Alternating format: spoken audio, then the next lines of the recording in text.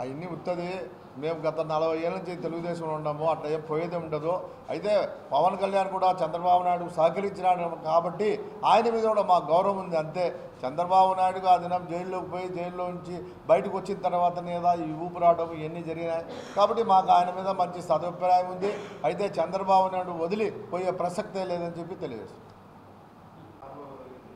రవిరా officer press meet ఉందిరా, మనం meeting అని నీకు రాలేదు మెసేజ్? ఏమి మీ బేలేదా? ముందేమైనా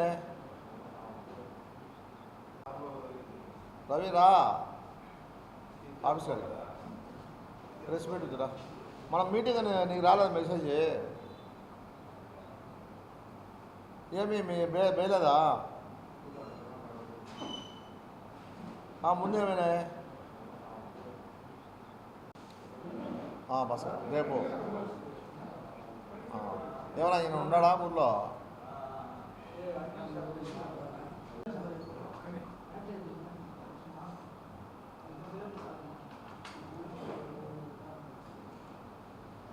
రేపు 22వ తేదీ మేడా కళ్యాణ మండపంలో జరిగే ఆత్మీయ సమ్మేళనకు కడప నియోజకవర్గంలోని బలిజ సంఘీయ సోదరులందరితో కూడా మాట్లాడి ఏ విధంగా ఆ ఫంక్షన్ జయప్రదం చేయాలని చెప్పి మేము ఒక ప్లాన్ ఆఫ్ యాక్షన్ చేసుకుంటున్నాం.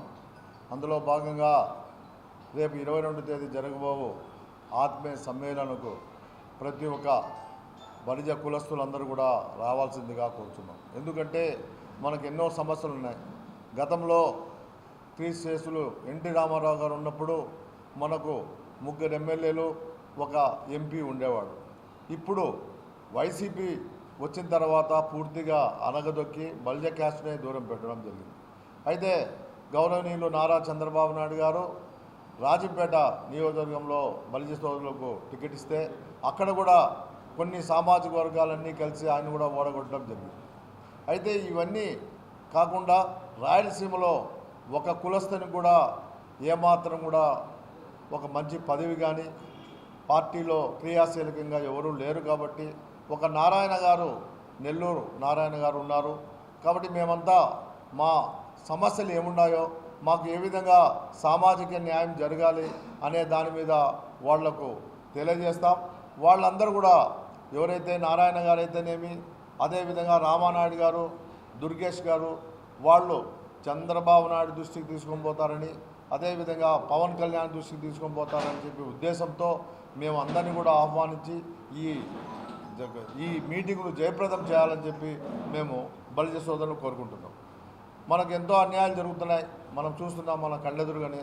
గతంలో ఎంత వైభవంగా ఉంది, ఇప్పుడు ఏ విధంగా ఉంది అనే దాని మీద కూడా మనకు కూడా ఈ జిల్లాలో కూడా ఒక మంచి పదవి ఇవ్వాలని, అదేవిధంగా మన క్యాస్ట్ను ఆదరించాలని చెప్పి మేము కోరుకుంటూ, మా పిల్లలకు గతంలో చంద్రబాబు నాయుడు గారు 5% ఈడబ్ల్యూఎస్ రిజర్వేషన్ ఇవ్వడం జరిగింది. ఆ రిజర్వేషన్ను కంటిన్యూ చేయాలని చెప్పి, అదేవిధంగా గతంలో ఏదైతే మాకు మా బలిజ సోదరులకు కాపు కార్పొరేషన్ ద్వారా నిధులు ఇచ్చారో ఆ నిధులన్నీ కూడా కంటిన్యూ చేయాలని చెప్పి కోరుకుంటూ రేపు మీటింగ్ పెట్టడం జరిగింది. కాబట్టి అందరూ కూడా ఈ మీటింగ్కి వచ్చి జయప్రదం చేయాలని చెప్పి ఈ సభాముఖంగా కోరుకుంటున్నా.